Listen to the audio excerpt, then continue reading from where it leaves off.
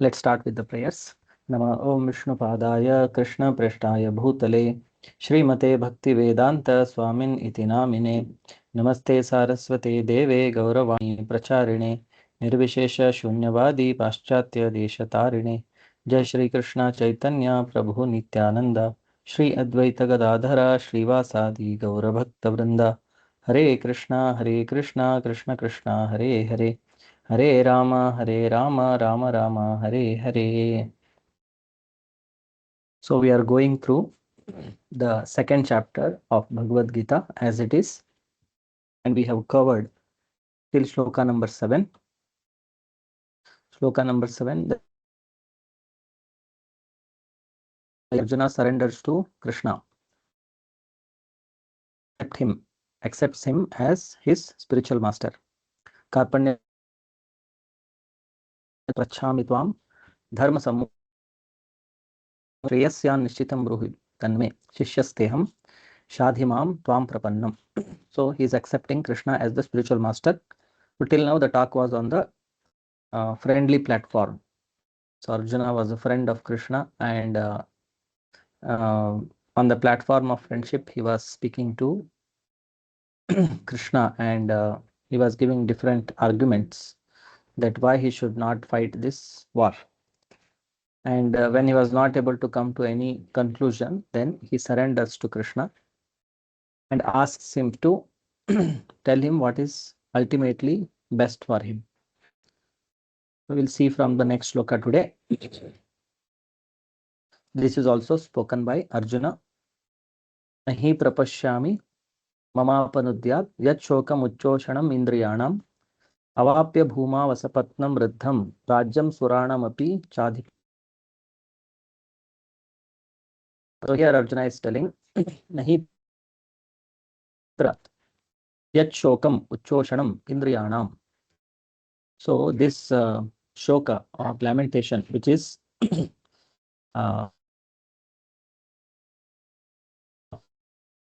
burning my senses, indriyanam uchchoshanam, drying up my senses. So I'm not able to find any means to drive away this grief. So I can find no means to drive away this grief, which is drying up my senses. Nahi prapashyami. So I don't see any means which can drive away this grief. Avapya bhuma vasapatnam raddham. I will not be able to destroy it even if I win an unrivaled kingdom. Rajyam surana. So unrivaled Vasapatna means without any rivalry. Riddham, very prosperous. And how it is on par with the kingdom of heaven. Rajyam Suranam api cha adhipatyam. Suranam of the demigods. So even if I get a kingdom which is like that of demigods, fully prosperous, and if that kingdom is not having any rivalry, so peacefully I can enjoy. So even if I get such a kingdom also, I will not be able to drive away this grief, which is drying up my senses. I will not be able to destroy it even if I win an unrivaled with sovereignty like that of the demigods. Purport. Although Arjuna was putting forward so many arguments based on knowledge of the principles of religion and moral codes, it appears that he was unable to solve his real problem without the help of the spiritual master, Lord Shri Krishna. His so-called knowledge was useless in driving away his problems, which were distance. And it was impossible for him to solve such perplexities without the help of a spiritual master like Lord Krishna. Academic knowledge, scholarship, high position, etc. are all useless in solving the problems of life. Help can only be given by a spiritual master like Krishna.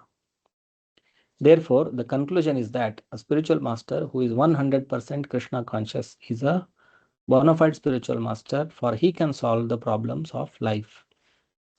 So here we can see that whatever academic qualification one may have, whatever scholarship one may have, whatever high position. If you look at Arjuna, he has all these things. He's having a very high position of a king. He was a Kshatriya, and he has got knowledge of all the scriptures and religion, moral codes. Everything is there with him. But still, he is in such to solve this problem. Despite all these things, Gopal is explaining that all this academic knowledge, scholarship, high position, they are all useless in solving the problems of life. Help can only be given by the spiritual master. So this indicates that how important and it is a must. There is no option. One must approach a spiritual master. Without that, he will not be able to solve the problems of life. And here Prabhupada is telling that who is that spiritual master? The spiritual master must be bona fide. So how he is bona fide? He has to be 100% Krishna conscious. He must be a pure devotee. Such a spiritual master alone, either he is Krishna himself or a representative of Krishna. So who is a representative of Krishna? Who is 100% Krishna conscious or a pure devotee who has the same mission as that of Krishna. Representative means his agenda, his mission is same as whom he is representing. So Krishna representative, only they can be the spiritual master. Lord Chaitanya said that one who is master in the science of Krishna consciousness, regardless of his social position, is the master. Kiba Vipra Kiba Nyasi. Hey Krishna Tattvavetta, say Guru Hai. So this is in Chaitanya Charitamrita spoken by Lord Chaitanya. It does not matter whether a person is a Vipra, learned scholar in Vedic wisdom, or is born in a lower family, or is in the renounced order of life. If he is master in the science of Krishna, he is the perfect and bona fide spiritual master. So one should not think that a guru, a spiritual master, means he must be a Brahmana or he must be a sannyasi, then only he can become a guru. So it is not by social position. Here, Yai Krishna Tattvavetta, one who knows the science of Krishna, he is the spiritual master. So without being a master in the science of Krishna consciousness, no one is a bona fide spiritual master. So the real qualification for becoming a spiritual master is that he must be a master in the science of Krishna consciousness. So Yai Krishna Tattvavetta, one who has realized Krishna, only he is qualified to become a spiritual master. Without that,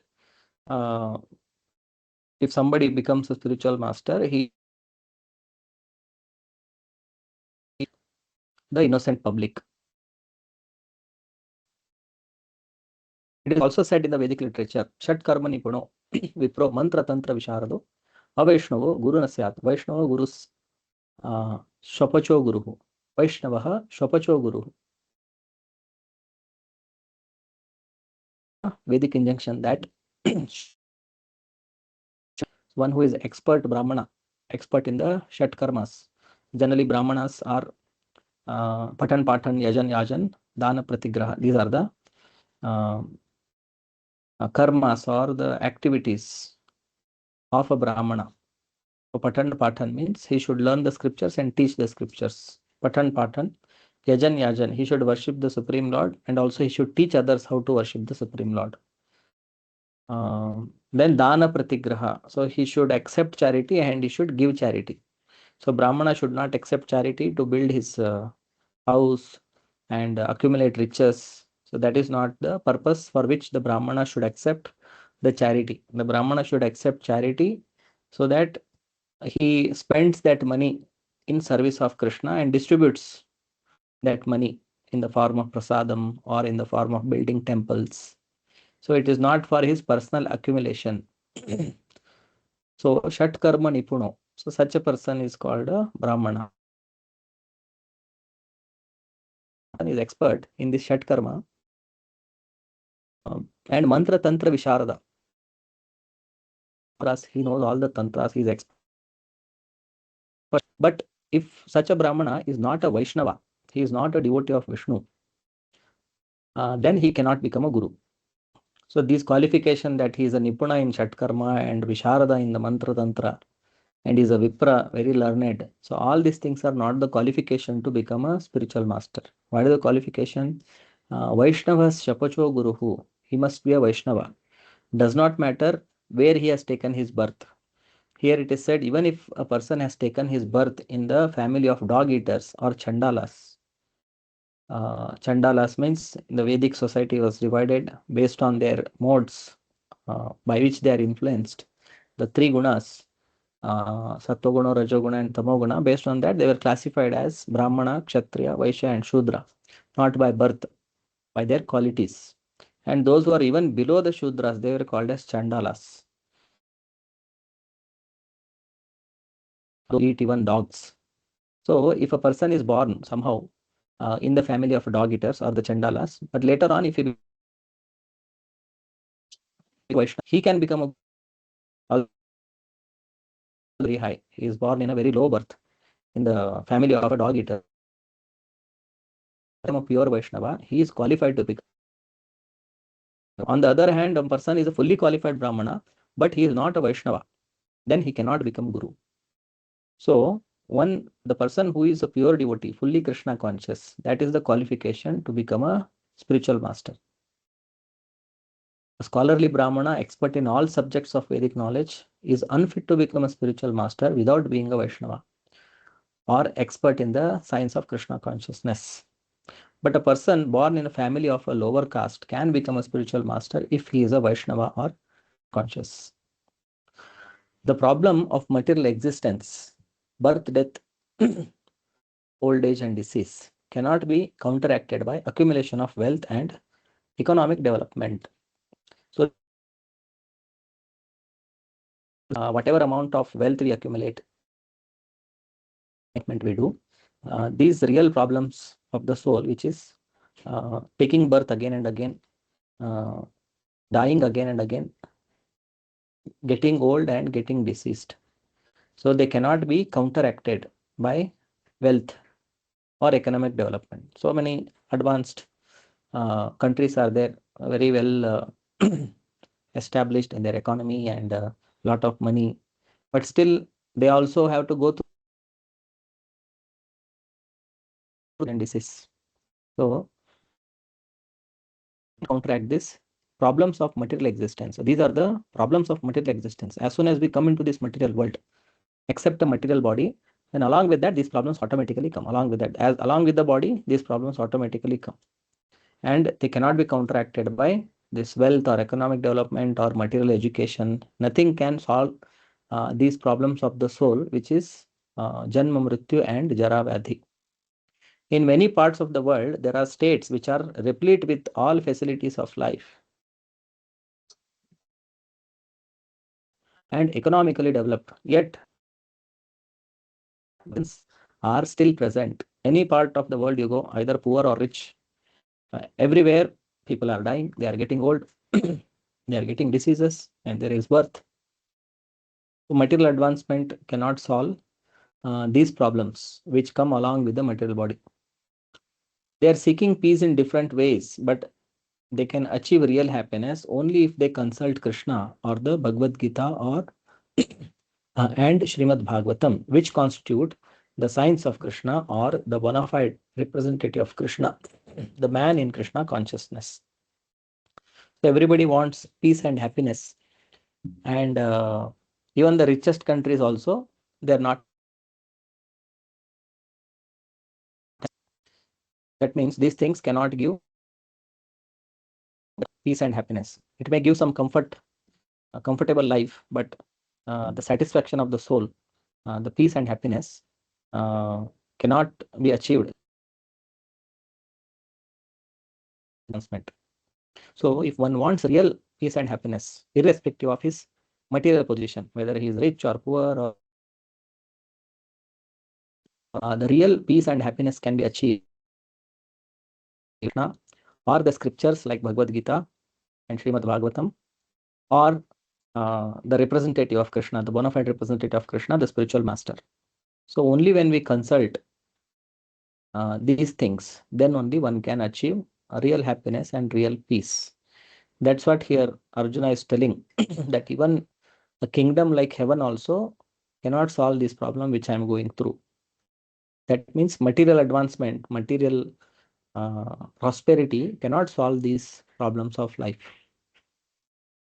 If economic development and material comforts could drive away one's lamentation for family, social, national, or international inabilities, then Arjuna would not have said that even an unrivaled kingdom on earth or supremacy like that of the demigods in the heavenly planet drive away his lamentation. His consciousness, and that is the right path for peace. So Arjuna could understand that all these things cannot give me peace and happiness. Therefore, he sought refuge in Krishna consciousness and surrendered to Krishna. Economic development and supremacy over the world can be finished at any moment by the cataclysms of material nature. So just like we are seeing now, there is wars happening everywhere. They're all rich countries, but still there is no peace. America is supposed to be the richest country and most powerful military, air force, navy. Still, they don't have peace. They are thinking that no, Iran may attack us, and they may develop some nuclear weapons. They are a threat to us. So although they don't have peace, they're always anxious of the enemy, that this enemy is getting more powerful, and one day he may attack us and he may kill us. So better finish him off before only. So although they are the richest and the most powerful and highly intelligent people materially, so many advancements, so many discoveries, still there is no peace and happiness. Economic development or supremacy over the world can be finished at any moment by the cataclysms of material nature. And we history, so many empires have come and gone. There's British Empire who were ruling the whole earth some point of time. And before that, there were Mughals in India, they were ruling. So before that, there were other empires, Greek Empire, Roman Empire. So many empires have come and gone. So the force of nature, whatever empire one may build, material nature can dismantle everything. So there cannot be any eternal happiness, and always people will be anxious. Even if somebody becomes the emperor, he will have anxiety to retain his position. Always there will be enemies who are trying to take his position. Just like if you see the world affairs now, America, although it is a powerful nation, but still it is anxious to retain its position. It is seeing that Russia is rising, China is rising, India is rising. So there is a threat to their position. So they're always making plans how to destabilize other countries. So this material prosperity and economic development, they cannot actually solve the real problems of life, and they cannot give the real peace and happiness. Not only here, even elevation into the higher planetary situation, as men are now seeking a place on the moon planet, can also be finished at one stroke. Not only on this,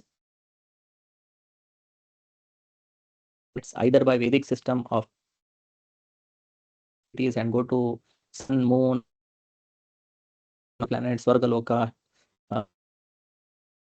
their own mechanical means to go to moon or Mars. Anywhere they go, they cannot have permanent happiness. One stroke of material nature can finish everything. The Bhagavad Gita confirms this, Kshine Punye Martya Lokam Vishanti. When the results of the pious activities are finished, one falls down again from the peak of happiness to the lowest status of life. So one may be enjoying now because of the result of his pious activities. One may become very rich, very learned, very beautiful, very influential, either individually or as a collectively, as a nation or as a society. So one may become very, very powerful by the result of the pious activity, past pious activities. But as soon as that accumulated pious credits are over, then again one has to fall down. Kshine punye vishanti martya lokam. Of the world have fallen down in that way, only constitute more cause for lamentation. So history itself shows us that many such kingdoms, many such individuals, many politicians, they have all fallen down in the same way. And such downfalls cause more lamentation. Therefore, if you want to curb lamentation for good, Krishna, as Arjuna is seeking to do, Krishna to solve his problem definitely, and that is the way of Krishna consciousness. So if you want to solve these problems for good permanently, then one has to take shelter of Krishna, take shelter of the representative of Krishna, the spiritual master, and that is the definite way of solving this problem. And Arjuna has realized it, and therefore he is surrendering to Krishna as a disciple and asking him to instruct. Next shloka, Sanjaya says, Sanjaya Uvacha, Evamuktva Rishikesham Gudakesha Parantapa iti Govindam Uktva. So after saying this, Arjuna, Sanjay said, having spoken thus, Arjuna, chastiser of enemies, told Krishna, Govinda, I shall not fight, and fell silent. Purport. Dhritarashtra must have been very glad to understand that Arjuna was not going to fight and was instead leaving the battlefield for the begging profession. So here Arjuna has expressed his mind, surrendered, and he is telling that Krishna, I will not fight. But just before that, he has surrendered to Krishna as a disciple. So definitely he is going to get enlightened.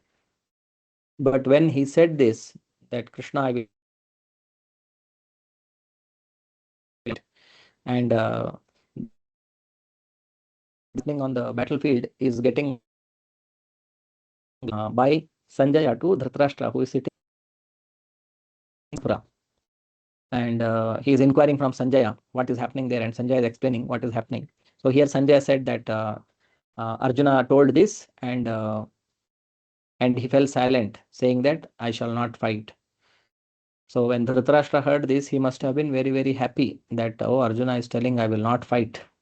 So my sons are going to win this battle without fight. Arjuna is going to go to forest for begging. But Sanjay disappointed him again in relating that Arjuna was competent to kill his enemies, Parantapa. So he is telling, he did not say Arjuna fell silent. Parantapa fell silent. Gudakesha. He is also telling Gudakesha. Gudakesha means one who has conquered sleep or conquered ignorance.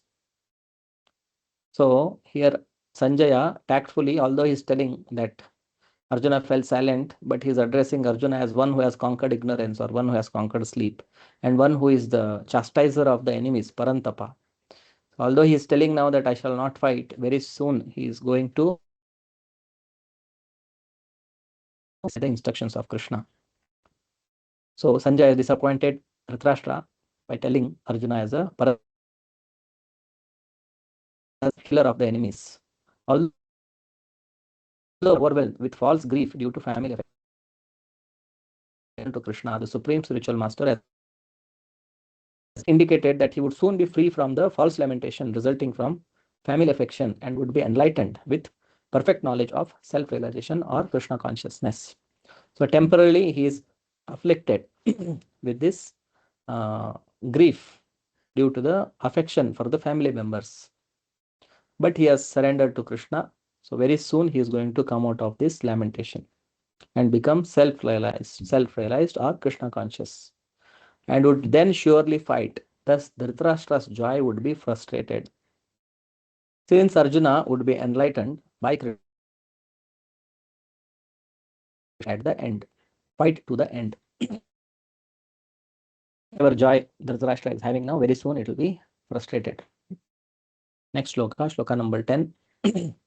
Tamuvacha Rishikeshaha Prahasaniva Bharata Senayor Ubhayor Madhe Vishidantam Idam Vachaha.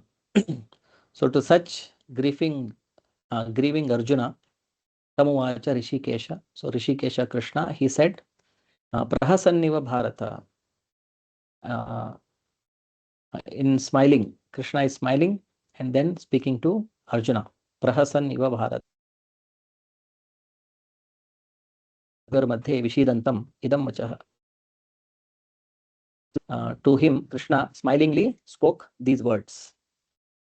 Translation: O descendant of Bharata, at that time Krishna, smiling in the midst of both the armies, spoke the following words to the grief-stricken Arjuna.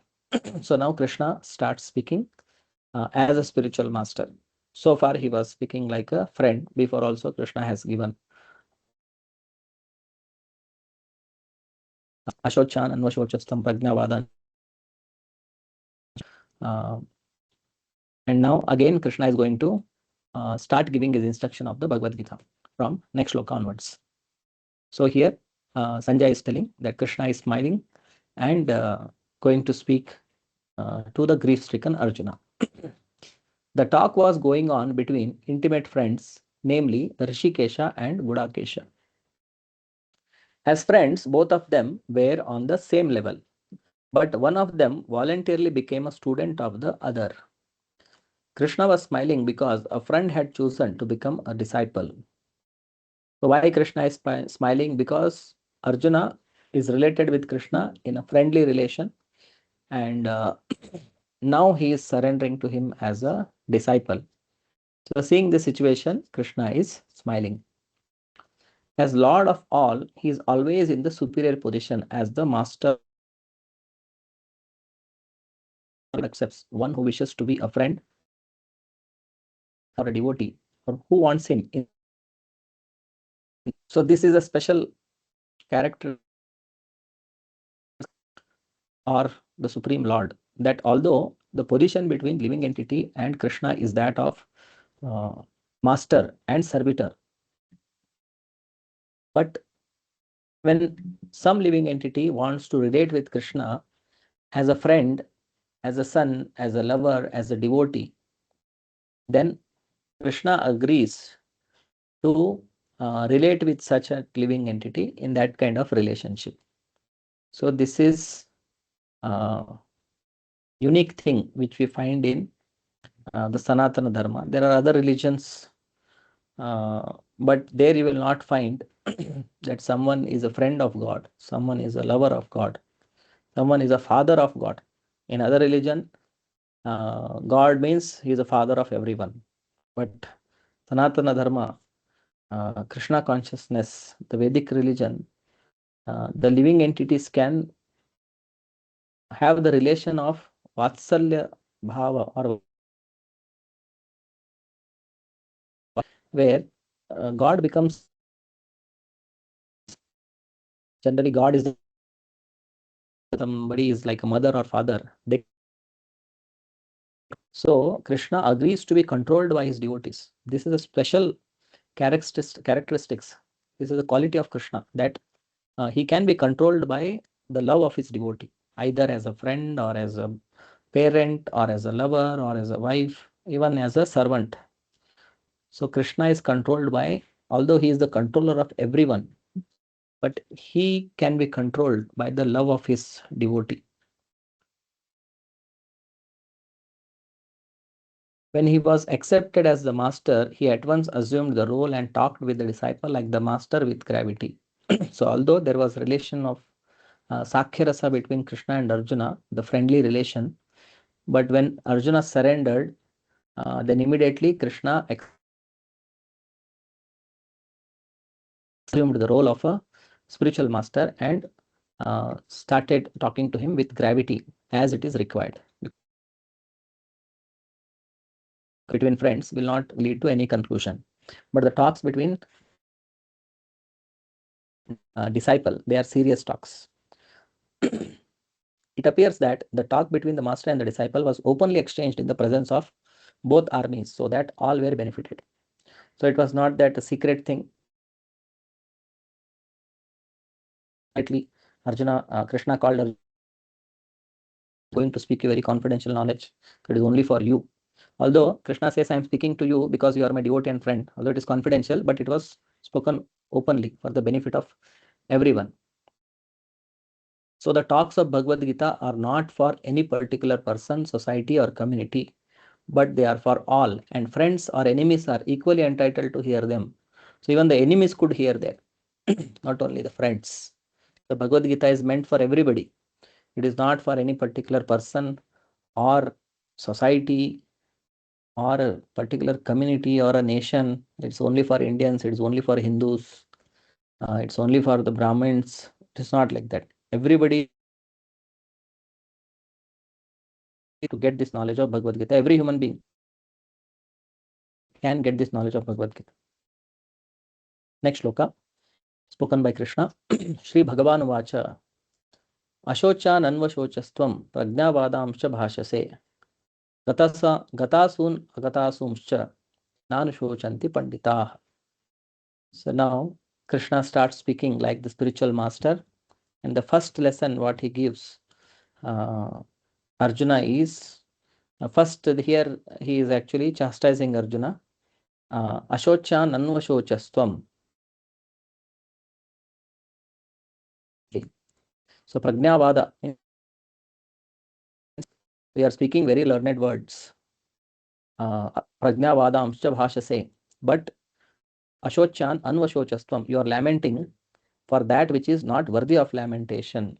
Ashochan anvashocastvam. But you are posing yourself as a very learned man.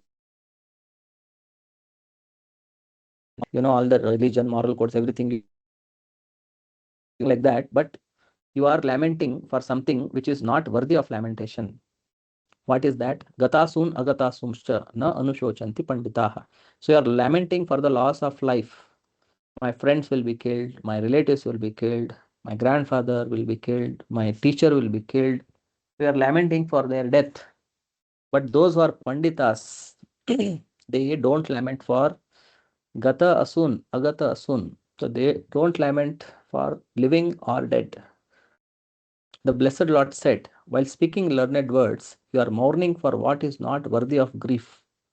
Those who are wise lament neither for the living nor for the dead. So those who are wise, they don't lament for a living person or a dead person.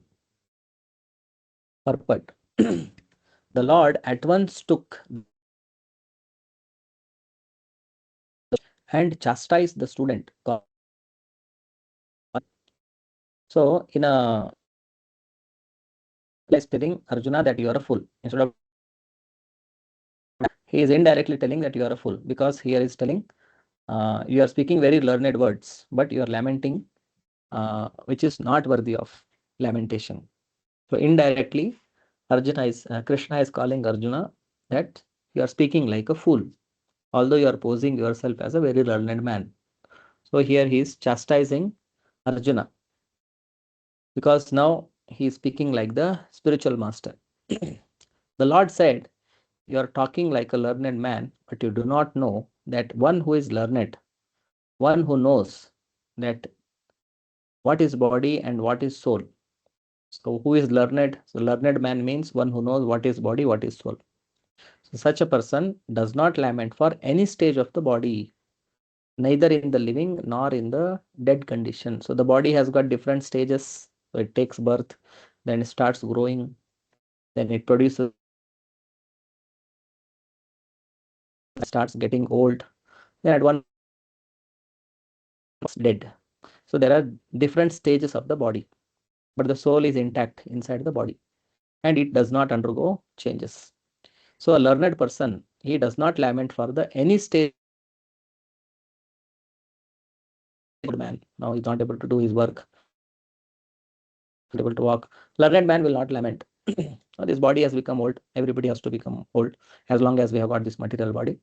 And if somebody has performed devotional service, he will get a spiritual body. He will complete cessation of this material existence, full stop of repetition of birth and death, and he will go back to the spiritual world. If somebody has not performed devotional service, according to his karma, again he will get some body, either human body or other species, animals or plants or aquatics. So a learned man is not lamenting for any stages of the body, either a old body or a deceased body or a dead body, somebody dies. So learned man knows that just has accepted next body according to his karma, or it has gone back to the spiritual world. So a learned man does not lament for body. As Arjuna was lamenting his friends and superiors. As it will be explained in the later chapters, it will be clear that knowledge means to know matter and spirit and the controller of both. So what is real knowledge? So real knowledge does not mean that what we go and study in the schools. That is meant for only for livelihood, how to live in this world. That is only what is taught in the schools and colleges. But real knowledge means matter, what is spirit, and so God is the controller of both matter and spirit. Everything what we see is material, and soul is spiritual. So one who knows these things, he is actually in knowledge. Arjuna argued that religious principles should be given more importance than politics or sociology. But of matter, soul, and supreme is even more important. So here the argument of Arjuna was that we are fighting this because of politics. We want the kingdom, therefore we are fighting. But more than that, higher than that, this politics and sociology is the moral principles or religious principles. But higher than this religious principle is the spiritual knowledge, knowledge of matter, soul, and the Supreme Lord. So they are even higher than the religious formularies. And because he was lacking in that knowledge, he should not have posed himself as a very learned man. As he did not happen to be a very learned man, he was consequently lamenting for something which was unworthy of lamentation. His lamentation itself shows that he is not a learned man, because those who are wise, those who are learned, they do not lament for the temporary things. The body is born and is destined to be vanquished today or tomorrow. Not as important as the soul. This is actually learned, and for him, regardless of the condition. So today or tomorrow, this body has to die. It is destined. The body is destined to die. And it is not as important as the soul. So one should try to soul, not the save the soul, not the body. Although we have to take care of the body, whatever is bare minimum required for this maintenance of this body, because this is a good vehicle through which we can become self-realized, we can become God-realized. So the body should not be neglected. It should be taken care as much as required. But one should not be in the bodily concept that I am this body. So one should know what is body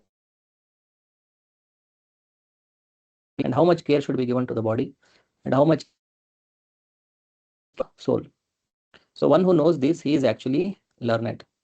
And such a person will not lament for the destruction of the body. Next shloka, text number 12. Natvevaham jatunasam natvam neme janadhipaha na chaiva na bhavishyamaha sarve vayamatah param. Okay, this is little longer shloka, longer explanation required for this. So this shloka we will take up in the next class. So we can do a quick. If there are any questions, we can take up.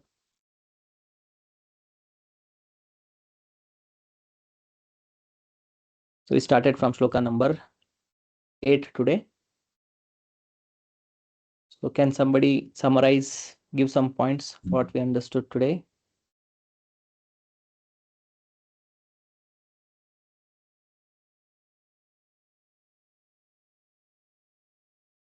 You can unmute.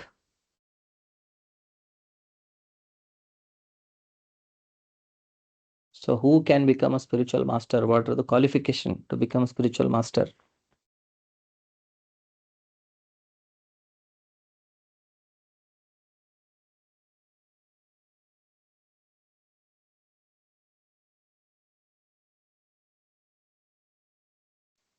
Anybody wants to try?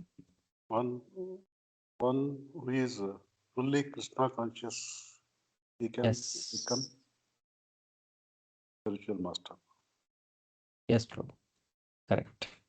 So here is the shloka. Shatkarma nipuno vipro mantra tantra visharado avaishnavo guru nasyad vaishnava shopacho guruhu. A pure devotee of Krishna, he is qualified to become a spiritual master. Further qualification is that he must be authorized by his predecessor. Then one can become a spiritual master. This is the minimum, that he must be a pure devotee. He must be authorized. Okay. We also discussed about economic development, that how that is cannot guarantee peace and happiness in the society.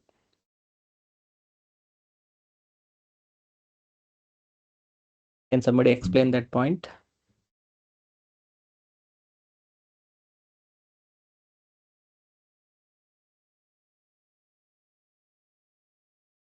Who can tell? Arti Mataji or Nirmala Mataji?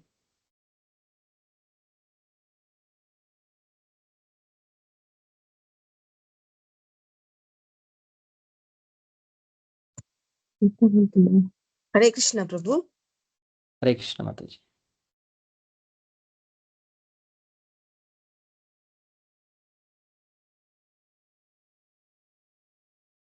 Yeah.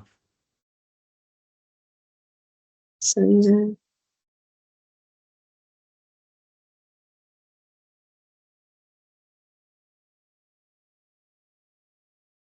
Prabhu, about which should we tell, Prabhu? Or you want to tell some other point? Or you want to tell some other point what we discussed today? Yes, Prabhu. Yeah. See, one can become spiritually bona fide, like with all the qualities like Krishna. So only he can become a spiritual master, bona fide spiritual master. Yeah, one who is a representative of Krishna, pure devotee of Krishna, one who knows the science of Krishna consciousness. So he is qualified to become a spiritual master. Only he can become a spiritual master. And never was there.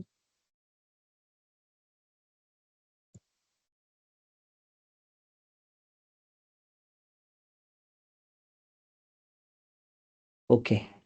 So if there are no other points for discussion, we will end our session here today. So Vilas, thank you all for joining. Shri Prabhupada ki jai. Hare Krishna. Hare Krishna. Thank you, Prabhu. Hare Krishna. Hare Krishna. Hare Krishna, Prabhu. Hare Krishna. Hare Krishna, Prabhu.